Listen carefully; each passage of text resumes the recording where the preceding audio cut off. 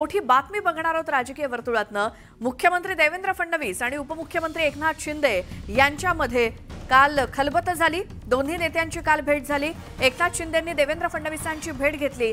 फडणवीस आणि शिंदे यांच्यामध्ये तब्बल पाऊण तास चर्चा झाली। मंत्रिमंडळ विस्तार अजून व्हायचा आणि त्याच संदर्भात या दोन्ही नेत्यांमध्ये चर्चा झाली असावी। एकनाथ शिंदेंनी काल सागर बंगल्यावरती देवेंद्र फडणवीस यांची भेट घेतली आणि दोन्ही नेत्यांमध्ये जवळपास पाऊण तास चर्चा झाल्याची माहिती मिळते। मंत्रिमंडळ विस्तारासंदर्भात सकारात्मक चर्चा झाल्याची माहिती मिळाली आहे। रविवारी होणाऱ्या मंत्रिमंडळ विस्तारावरती दोन्ही नेत्यांमध्ये एकमत झाल्याचं कळतंय।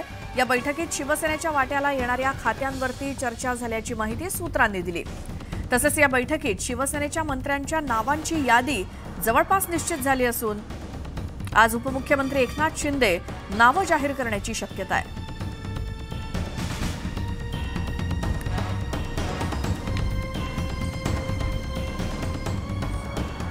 आणखी एक मोठी बातमी येते। महायुतीचा मंत्रिमंडळ विस्तार आता 15 डिसेंबरला नागपुरात होणार असल्याची माहिती वरिष्ठ सूत्रांनी दिली आहे। न्यूज 18 लोकमतला ही माहिती मिळाली आहे। मंत्रिमंडळ विस्तार हा मुंबईऐवजी नागपूरला होणार आहे। 15 तारखेला मंत्रिमंडळाचा शपथविधी होणार अशी सूत्रांची माहिती। आपल्याला माहिती आहे 16 डिसेंबरपासून हिवाळी अधिवेशन सुद्धा सुरू आहे आणि त्याच पार्श्वभूमीवर नागपुरात 15 डिसेंबरला मंत्रिमंडळ विस्तार होणार आहे। निवडणुकीचा निकाल लागून 20 दिवस उलटलेत तरीही विस्ताराचा मुहूर्त अद्याप सापडलेला नाही। मुख्यमंत्री देवेंद्र फडणवीस आणि अजित पवारांच्या दिल्लीवारीनंतर 14 डिसेंबर शनिवारी मंत्रिमंडळ विस्तार होईल अशी जोरदार चर्चा होती आणि अजित पवार यांनी देखील 14 तारखेला शपथविधी होणार असल्याचं म्हटलं देखील होतं, पण पुन्हा एकदा शपथविधी पुढे ढकलण्यात आलाय। आता नागपूरमध्येच मंत्रिमंडळ विस्तार होणार आहे। इतकं मोठं बहुमत मिळाल्यानंतर देखील मंत्रिमंडळ विस्तार होत नसल्यामुळे विरोधक सरकारवर टीका करतायत।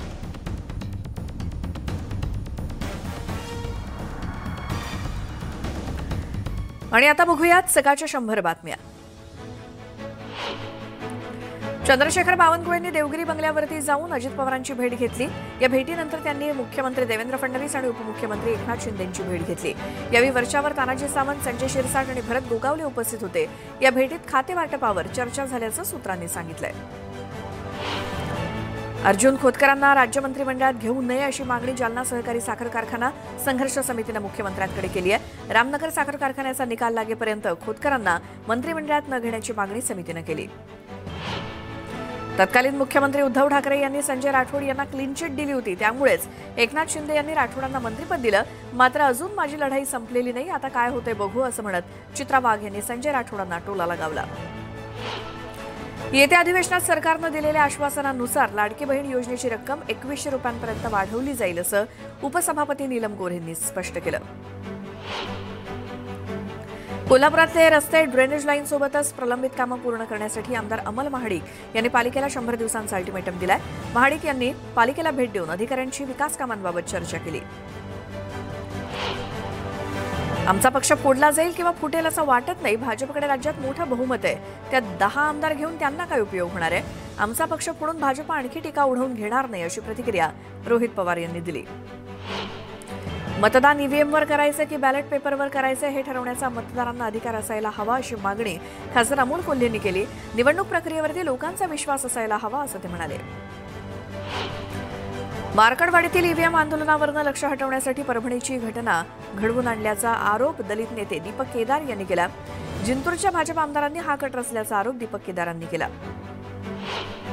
महिला आयोगाच्या अध्यक्ष रुपाली चाकणकर यांनी जेजुरीच्या खंडोबाचं दर्शन घेतलं। यावेळी त्यांनी जेजुरी गडावरील महिला स्वच्छतागृह, हिरकणी कक्ष यासोबतच गडावरील व्यवस्थापनाची पाहणी करत प्रशासनाला योग्य त्या सूचना दिल्या। चंद्रपूर शहराच्या स्वच्छतेसंदर्भात नवनिर्वाचित आमदार किशोर जोरगेवार यांनी मनपाच्या अधिकाऱ्यांसोबत बैठक घेतली। विशेष मोहीम राबवून 15 दिवसात शहर स्वच्छ करण्याचे आदेश त्यांनी दिले। अश्विनी भिडे यांची मुख्यमंत्री कार्यालयात प्रधान सचिव म्हणून नियुक्ती करण्यात आली आहे। मेट्रो वुमन आता मुख्यमंत्री कार्यालयात काम करणार आहेत। ब्रिजेश सिंग यांच्या जागी अश्विनी भिडेंची नियुक्ती झाली आहे। माजी मंत्री हर्षवर्धन पाटलांनी मधुकर पिचड यांच्या कुटुंबियांची सांत्वनपर भेट घेतली। यावेळी त्यांनी पिचड यांच्या आठवणींना उजाळा दिला। रत्नागिरी वायू गळती प्रकरणी अतिरिक्त जिल्हाधिकाऱ्यांच्या अध्यक्षतेखाली समितीची स्थापना केल्याची माहिती उदय सामंत यांनी दिली। या संपूर्ण प्रकारात संबंधित कंपनी दोषी असल्याचं सामंत म्हणाले। नागपुरात नवनिर्वाचित आमदार प्रवीण दटकेंचा सत्कार करण्यात आला। राष्ट्रीय आदिम कृती समिती आणि हलवा समाजाच्या विविध सामाजिक संघटनांकडून हा कार्यक्रम घेण्यात आला। मुंबईच्या दादर पूर्व येथे रेल्वेतील हमालांनी बांधलेलं हनुमानाचं मंदिर आहे, त्याला पाडण्यासाठी रेल्वेनं नोटीस पाठवली आहे। यावरून कुठे भाजपचं हिंदुत्व असा सवाल ठाकरेंनी विचारला। एक है तो सेफ हे म्हणतात, मग मंदिरं सेफ आहेत का, अशा शब्दात ठाकरेंनी भाजपवर निशाणा साधला। मुंबईसह देशातील एकही हिंदू मंदिर तुटणार नाही, एकही हनुमान मंदिर पाडलं जाणार नाही असं आश्वासन भाजप नेते प्रसाद लाड यांनी दिलं। ज्यांनी बाळासाहेबांच्या हिंदुत्वाला तडा घालवला त्यांनी हिंदुत्वाच्या गप्पा मारू नये अशा शब्दात प्रसाद लाड यांनी उद्धव ठाकरेंवर निशाणा साधला। उद्धव ठाकरे मुख्यमंत्री असताना हिंदूंवरती अत्याचार झाले, मी हनुमान चालीसा पठण केली म्हणून मला जेलमध्ये टाकलं, तेव्हा ठाकरेंचे हिंदुत्व कुठे होतं असा सवाल नवनीत राणांनी उपस्थित केला। आता बांगलादेशात हिंदूंवरती अत्याचार होतोय तर ठाकरे कोणत्याही रॅलीमध्ये सहभागी झाले नाहीत, त्यामुळे उद्धव ठाकरेंनी आम्हाला हिंदुत्व शिकवू नये अशी टीका नवनीत राणांनी केली। यानंतर एक मोठी बातमी येते। मंत्रिमंडळ विस्तारावरून अजूनही जोरदार रस्सीखेच सुरू असल्याचं बोललं जातंय। एकीकडे 15 डिसेंबरला मंत्र्यांचा शपथविधी होणार असल्याचं बोललं जातंय, तर दुसरीकडे याच पार्श्वभूमीवर मुंबईमध्ये गाठीभेटींना वेग आलेला आहे। नेते एकमेकांच्या भेटी गाठी घेत आहेत। मंत्रिमंडळ विस्तारावरनं आणि खाते वाटपावरनं अजूनही रस्सीखेच सुरू असल्याची माहिती मिळते। चंद्रशेखर बावनकुळेंनी देवगिरी बंगल्यावर जाऊन अजित पवारांची काल भेट घेतली, त्यानंतर सागर निवासस्थानी जाऊन मुख्यमंत्री देवेंद्र फडणवीसांशी चर्चा केली आणि या बैठकीनंतर बावनकुळेंनी वर्षा निवासस्थानी जाऊन उपमुख्यमंत्री एकनाथ शिंदेंची देखील भेट घेतली। यावेळी वर्षावरती तानाजी सावंत, संजय शिरसाट आणि भरत गोगावले उपस्थित असल्याची माहिती मिळाली आहे। या भेटीमध्ये खाते वाटपावर चर्चा झाल्याचं सूत्रांकडून सांगितलं जातंय।